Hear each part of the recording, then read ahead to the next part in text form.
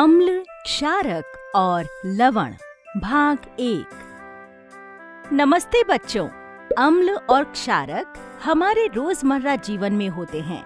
वे दोनों ही हमारी आजीविका का महत्वपूर्ण हिस्सा हैं। वे हमारे शरीर के अंदर या बाहर काफी आवश्यक भूमिका निभाते हैं। भोजन के निर्माण से लेकर किसी भी पदार्थ के अपघटन तक अम्ल और क्षारक की भागीदारी है। आइए हम अभी राजू और उसके दोस्तों के पास हमारे दैनिक जीवन में उनके उपयोग के बारे में जानेंगे। इस वीडियो का उद्देश्य अम्ल, क्षारक और लवण के बारे में जानना है। कल त्योहार था तो हमारे घर में बहुत से नमकीन, मिठाई, पकोड़े, समोसे बने थे। अच्छा, हमारे घर में भी बहुत से पकवान बने थे, लेकिन खाने के थोड़ी देर बाद पिताजी को पेट में दर्द हो गया, इसलिए वो ज्यादा कुछ खा नहीं पाए। वाह, समोसे तो बहुत ही स्वादिष्ट हैं और इमली की चटनी खट्टी और मीठी और कुछ मसालेदार भी। मेरा खाना थोड़ा कड़वा है। आज हरी सब्जी और रोटी लाई हूँ। आज मैं मोतीचूर के लड्डू और कुछ नमकीन लाया हूँ। अरे वाह, किसी ने मिठाई, कुछ ने समोसे, कुछ रोटी और हरी सब्जी लाए हैं। मैं तो पराठे और दही लाई हूँ। सभी अलग अलग स्वाद वाले भोजन लाए हैं। आज तो मजा आएगा। चलो जल्दी जल्दी खा लो, इसके बाद रसायन विज्ञान की कक्षा है। नमस्ते बच्चों, आप लोगों ने खाना खा लिया? हाँ सर। आज तो हम सब अलग अलग स्वाद के भोजन लाए थे। कुछ खट्टे, कुछ मीठे, कुछ नमकीन और कुछ कड़वे। बच्चों, क्या आप सभी जानते हैं कि विभिन्न खाद्य पदार्थों का स्वाद अलग अलग होता है, क्योंकि ज्यादातर खाद्य पदार्थों में अम्ल, क्षारक और लवण होते हैं। अम्लीय? मैंने सुना कि अम्ल खतरनाक होते हैं। मुझे लता कल ही बता रही थी। अरे नहीं, सभी अम्ल खतरनाक नहीं होते हैं। ममता, उन खाद्य पदार्थों की सूची बनाओ जो तुम ज्यादातर खाते हो और जिनमें खटास है। इमली की चटनी, नारंगी, इमली, दही, समोसे, अमरूद, सेब और बस। क्या तुम लोगों को पता है कि इन सभी खाद्य पदार्थों में अम्ल होता है, जिसके कारण इनमें खटास आती है? हमारे खाद्य पदार्थों में अम्ल?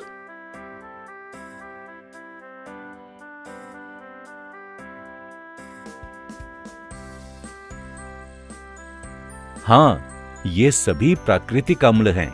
जब तुम खाना खाते हो तो क्या होता है? यह पच जाता है।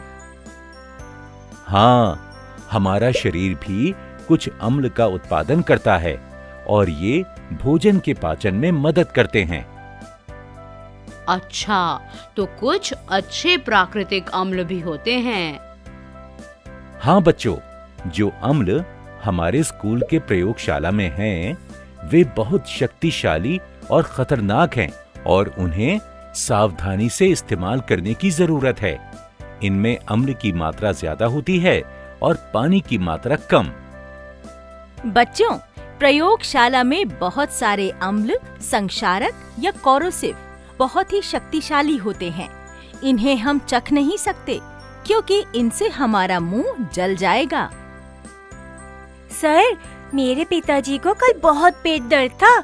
जब हम डॉक्टर के पास गए तो उन्होंने कहा कि मेरे पिताजी को एसिडिटी हुई है। कुछ दवाई दी उन्होंने और बोला कि कुछ एंटासिड है। क्या ये दवाई एसिड को कम करती है? हाँ, गलत खान-पान, ज्यादा खटास और ज्यादा मसालेदार खाना खाने पर पेट में अम्ल अधिक हो जाता है। उसके कारण एसिडिटी होती है। तब अगर हम एंटासिड लेते हैं तो हमें आराम मिलता है। इसमें क्षारक होता है। क्या क्षारक अम्ल के प्रभाव को कम करते हैं? हाँ, इसके बारे में कल बात करेंगे। दवा लेने के बाद कल मेरे पिताजी 2 घंटे बाद बेहतर महसूस कर रहे थे। क्षारक भी रासायनिक यौगिक हैं, जिन्हें छूना साबुन के जैसा लगता है और आमतौर पर इंसानों के लिए नहीं है। वे स्वाद में कड़वे होते हैं। हमारे दैनिक जीवन में उनका कई जगह इस्तेमाल होता है। इनमें हाइड्रोक्साइड आयन ज्यादा होते हैं। अम्ल में हाइड्रोजन आयन ज्यादा होते हैं।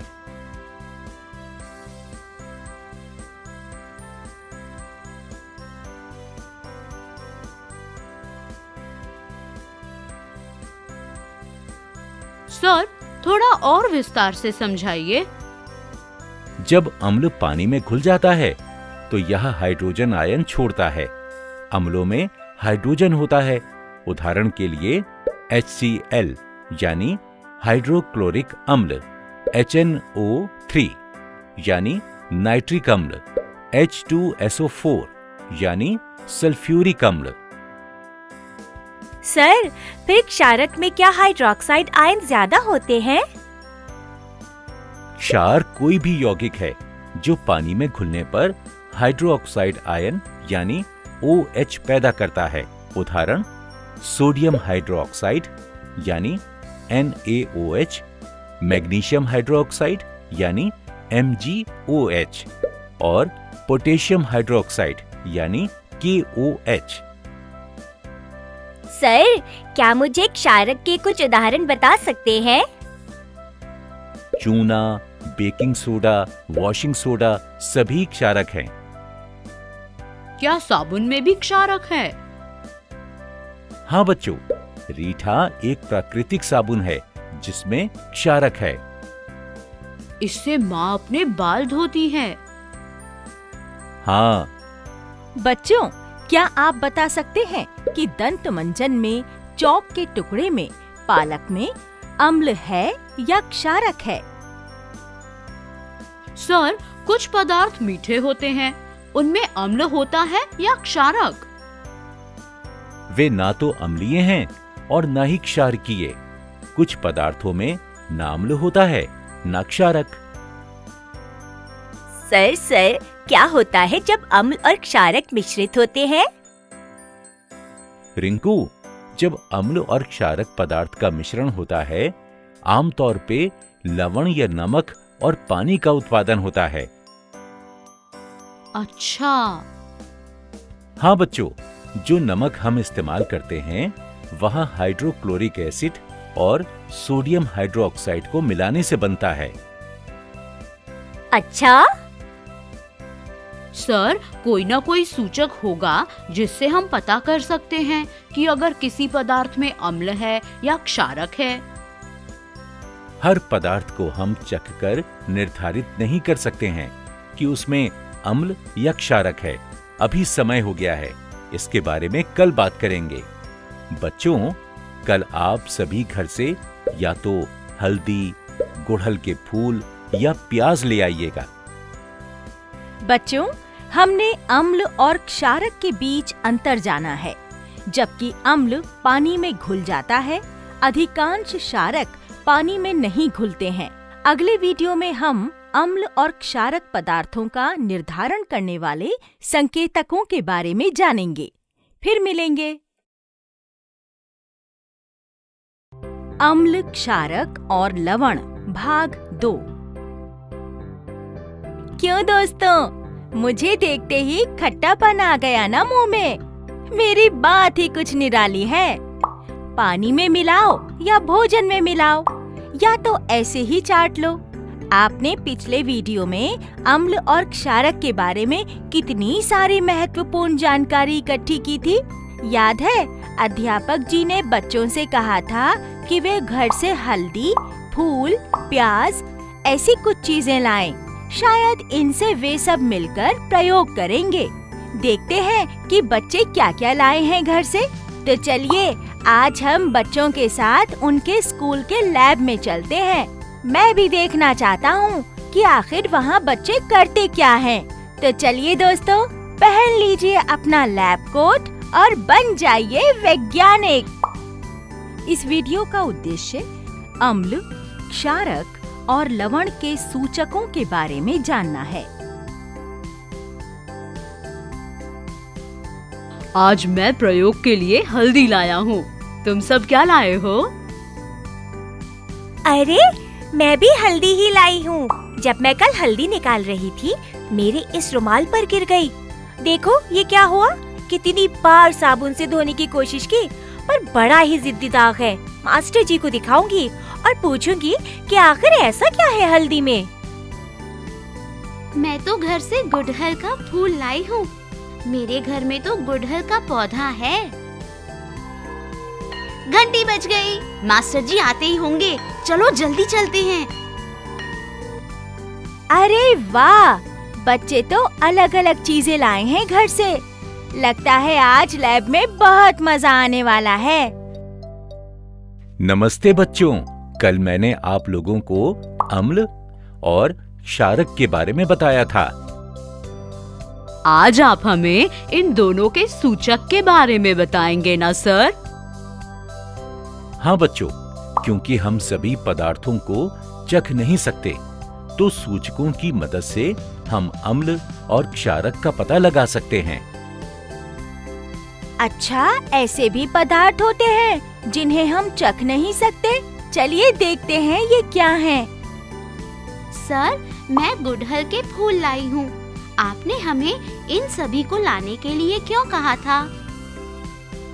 हल्दी, गुड़हल के फूल, लाल पत्ता गोभी, ये सब प्राकृतिक सूचक हैं। अच्छा, सूचक हमारी क्या मदद करते हैं? कोई चीज अम्लीय है या क्षारकीय है, सूचकों की मदद से हम पता लगा सकते हैं। सूचक दो प्रकार के होते हैं, प्राकृतिक और संश्लेषित।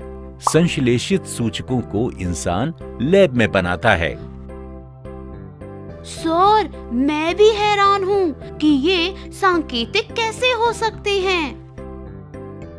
सिर्फ यही नहीं, कई चीजें ऐसी होती हैं जो कि सांकेतिक हो सकती हैं। आप हैरान होंगे जान के कि प्याज, लहसुन भी सांकेतिक हैं। अरे वाह, घर की रसोई में ही कितने सारे प्राकृतिक सूचक मिल गए। मैं कुछ कागज लाया हूँ जो तरल पदार्थ को सोखते हैं। इस कक्षा को मैं दो समूहों में विभाजित करूंगा। एक समूह एक कागज लेकर उसे हल्दी में भिगोएगा, फिर हम उसे 1 घंटे के लिए सूखने देंगे। हाँ, चलो चलो हम इसे करते हैं। दूसरा समूह क्या करेगा सर? दूसरा समूह इन गुड़हल के फूलों से 2 काम करेगा। सर, हम तैयार हैं। क्या हमें केवल पंखुड़ियों को लेना है? हाँ, पहले इन पंखुड़ियों को पीस लें। पिसे हुए एक हिस्से को इस कागज पर चिपका दें। बचे हुए लेप में उबलता पानी डालें और उसे छान लें। ठीक है सर। सर, मैंने उस कागज को सुखा दिया है। शाबाश। हम इस प्रक्रिया को समाप्त करने के लिए दूसरे समूह के लिए इंतजार करेंगे। दोनों कागज सूखने के बाद उन्हें छोटी छोटी पट्टियों में काट लें। मैं 1 घंटे के बाद आप सभी के पास वापस आऊंगा। ठीक है सर, हम ये जानने के लिए बहुत उत्सुक हैं कि आप क्या करने जा रहे हैं। बच्चों, दोनों कागज सूख गए हैं। चलो पट्टियों में काटते हैं। मेरे पास 5-5 कटोरियां हैं, जिनमें 5 तरल पदार्थ हैं। आपको इन दोनों में हल्दी और फूलों के लेप से बनी पट्टियों को डालकर निकालना है। सर, मैं करूँगा। आओ।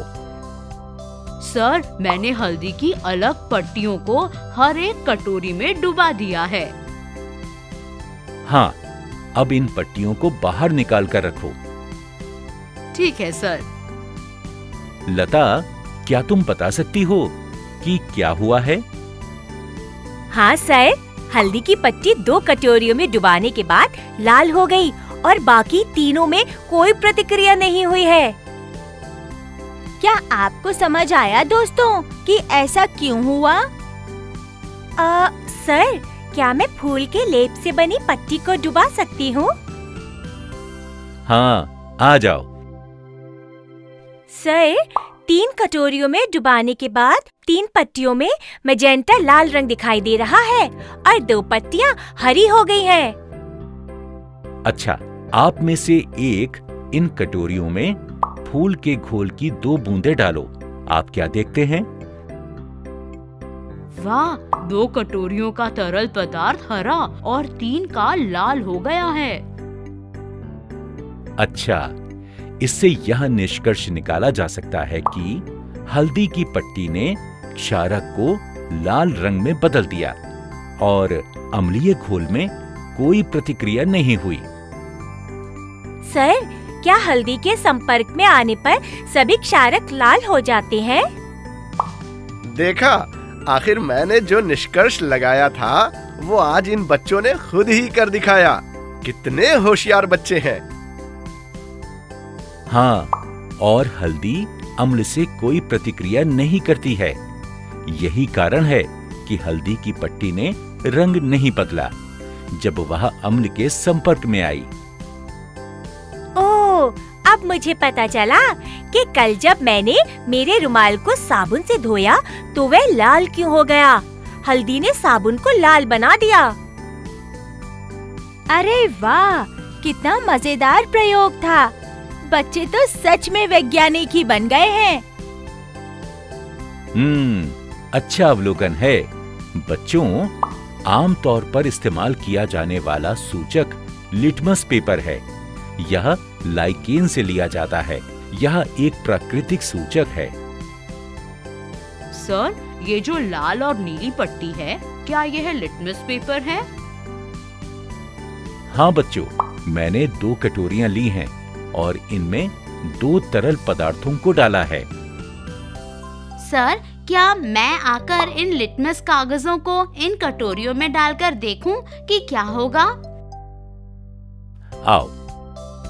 सर, जब मैंने लाल लिटमस पेपर को एक घोल में डुबाया तो उसका कोई असर नहीं हुआ। जब मैंने उसे दूसरे घोल में डुबाया तो वह नीला हो गया। नीले लिटमस पेपर का क्या हुआ? इसका विपरीत प्रभाव है, जबकि एक तरल पदार्थ में डालने से कोई प्रभाव नहीं है और दूसरे में लाल रंग में बदल गया। ये नीले और लाल पेपर का क्या राज है? आइए पता लगाते हैं। जैसा कि मैंने आपको पहले भी बताया था कि यह कागज लाइकेन नामक कार्बनिक पदार्थ से बना है। जब लाल लिटमस कागज को अम्लीय घोल में डुबाते हैं तो उसमें कोई असर नहीं दिखता है, लेकिन क्षार में डुबाने से वह नीला हो जाता है। सर, मुझे अब पता लग गया कि जब नीले रंग के लिटमस पेपर को क्षार में डालते हैं तो उसका कोई असर क्यों नहीं दिखता, लेकिन अम्ल के घोल में यह लाल हो जाता है। हाँ, अब आप सब लोगों को पता चल गया है कि इन दोनों में से अम्लीय घोल कौन सा है और क्षारकीय घोल कौन सा। हाँ सर, धन्यवाद। ऐसे ही तो प्रयोग करने से महान वैज्ञानिक रॉबर्ट बॉयल ने भी अम्ल और क्षारक का पता लगाया था। और देखो, इन बच्चों ने भी प्रयोग करके खुद ही कितनी बड़ी गुत्थी सुलझा दी। आप भी अपने अध्यापकों से कहना कि आप सबको ऐसा कोई प्रयोग करवाएं जिससे आप भी अम्लीय और क्षारकीय पदार्थों के बारे में और जानकारी प्राप्त कर सकें। सर, क्या आप इस प्रक्रिया को समझा सकते हैं जब अम्ल और क्षार दोनों मिलते हैं? वह मैं कल की कक्षा में समझाऊंगा। बच्चों, हमने देखा कि अम्ल और क्षारक की सूचकों द्वारा कैसे पहचान कर सकते हैं। ये सूचक अम्लीय और क्षारकीय घोल में अलग अलग रंग दिखाते हैं। अगले वीडियो में हम उस प्रभाव को देखेंगे जब अम्ल और क्षारक को एक साथ मिलाया जाता है। हम फिर मिलेंगे। अम्ल, क्षारक और लवण, भाग 3। नमस्ते बच्चों, हमने पिछले वीडियो में देखा कि अम्ल और क्षारक को कैसे पहचान सकते हैं? क्योंकि आमतौर पर अम्ल और क्षारक का कोई रंग नहीं होता, उन्हें हम सूचकों द्वारा पहचान सकते हैं। जब अम्ल और क्षारक दोनों मिलते हैं तो क्या होता है? क्या हम राजू के पास फिर चलें? शायद उसके पास, उसके दोस्तों के पास या मास्टर जी के पास इसका उत्तर होगा। तो देर किस बात की, चलिए राजू के पास फिर चलते हैं। वह अपने दोस्तों के साथ पाठशाला में खेल रहा है। इस वीडियो का उद्देश्य उदासीनीकरण अभिक्रिया के बारे में जानना है। फुटबॉल खेलने का मजा ही कुछ और है। हाँ हाँ, चलो गेंद पास करो। आ, आ, आ, आ। दिखाओ क्या हुआ? अरे लगता है कि तुम्हें मधुमक्खी ने काटा है। चलो मास्टर जी के पास। राजू, मोहन, रमा, रिंकू को मधुमक्खी ने काटा है। मैं रिंकू को सर के पास ले जा रही हूँ। सर सर, रिंकू को मधुमक्खी ने काटा है। ओहो रिंकू, तुम रोना नहीं, मैं तुरंत घाव पर बेकिंग सोडा लगा दूंगा। सीता, तुम सिर्फ उसका हाथ पकड़ दो। सर आप क्या कर रहे हैं? यह बेकिंग सोडा और पानी का लेप है। रिंकू, अपना हाथ दिखाओ, इससे तुरंत आराम मिलेगा। सर, मैं अब थोड़ी ठीक हूँ। क्या मैं घर जाकर आराम कर सकती हूँ? हाँ रिंकू, तुम घर चले जाओ, तुम कुछ ही घंटों में ठीक हो जाओगे। अगर सूजन और दर्द कम नहीं होता है तो डॉक्टर को जरूर दिखाना। ठीक है सर। सीता, तुम रिंकू के साथ जाओ। ठीक है सर। सर, बेकिंग सोडा मधुमक्खी के डंक की दवा कैसे बन सकता है? जब मधुमक्खी हमें काटती है, वह हमारे शरीर में एक अम्ल को छोड़ती है। हमें दर्द इसी कारण होता है। सर, लेकिन अम्ल और बेकिंग सोडा तो क्षारक है। ओहो राजू, सब भूल जाते हो। जब अम्ल और क्षारक का मिश्रण होता है तब नमक और पानी बनता है। परसों ही तो सर ने कहा था। मोहन ने सही कहा। जब अम्ल और क्षारक को मिलाया जाता है, दोनों एक दूसरे के प्रभाव को कम करते हैं। इस मिश्रण की वजह से नमक और पानी बनता है। इसे उदासीनीकरण अभिक्रिया कहते हैं। यहाँ बेकिंग सोडा ने मधुमक्खी के डंक के प्रभाव को कम किया। हाँ, याद आया।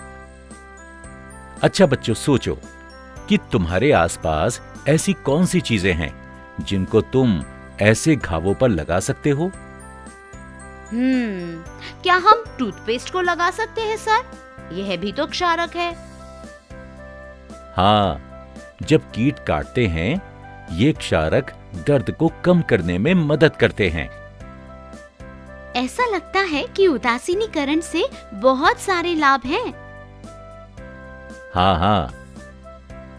सर, उस दिन सीता भी कह रही थी कि कैसे उनके पिताजी को त्योहार के दिन एसिडिटी हुई थी। फिर डॉक्टर ने कुछ दवाई दी थी। हाँ, और फिर डॉक्टरों ने उन्हें एक एंटासिड दिया था। यह दवाई भी क्षारक ही है।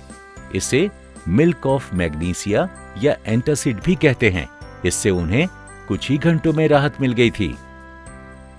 अच्छा, तो यह भी उदासीनीकरण ही है। सर, और कहाँ पर उदासीनीकरण उपयोग में आता है? कभी कभी मिट्टी में हाइड्रोजन आयनों की वृद्धि के कारण मिट्टी की अम्लता बढ़ जाती है। यह तब होता है जब बहुत उर्वरकों का उपयोग किया जाता है। ओह, तो क्या यह फसल उत्पादन को प्रभावित करेगा? हाँ। सर, फिर इसका क्या उपाय है? मिट्टी को ना तो बहुत अम्लीय या बहुत क्षारकीय होना चाहिए, और जब मिट्टी अम्लीय होती है तो उसे कम करने के लिए चूने का उपयोग किया जाता है।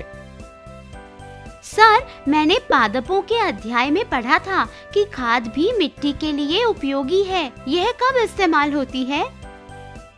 हाँ बच्चों, जब मिट्टी क्षारकीय हो जाती है तो खाद का उपयोग करते हैं। जब खाद डाली जाती है तो उसमें रहने वाले जीव मिट्टी को अम्लीय बनाते हैं। इससे मिट्टी फसलों के लिए उपजाऊ बन जाती है। सर, यह तो हमने अपशिष्ट जल के पाठ में भी पढ़ा था। हाँ, हमने पढ़ा था कि कारखानों के अपशिष्ट पदार्थ में अम्लीय पदार्थ मिले हुए होते हैं। शाबाश! यह जब सीधे जलाशयों में बहने दिए जाते हैं तो पानी के जीव जंतुओं को अम्ल नष्ट कर सकता है। काफी जीव मर भी जाते हैं और पानी प्रदूषित हो जाता है। फिर क्या पानी में क्षारक मिलाया जाता है? हाँ, इसीलिए कारखानों का अपशिष्ट जलाशयों में मिलाने से पहले क्षारकीय पदार्थ मिलाकर उसे उदासीन किया जाता है।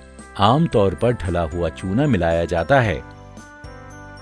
धन्यवाद सर, हमें उदासीनीकरण के बारे में जानकारी देने के लिए। धन्यवाद बच्चों। बच्चों, अम्ल और क्षारक हमारे दैनिक जीवन में बहुत मुख्य भूमिका निभाते हैं। इन दोनों का मिश्रण उदासीनीकरण अभिक्रिया को जन्म देता है। आपने इस वीडियो में उदासीनीकरण और उसके उपयोगों के बारे में अध्ययन किया है। हम फिर मिलेंगे।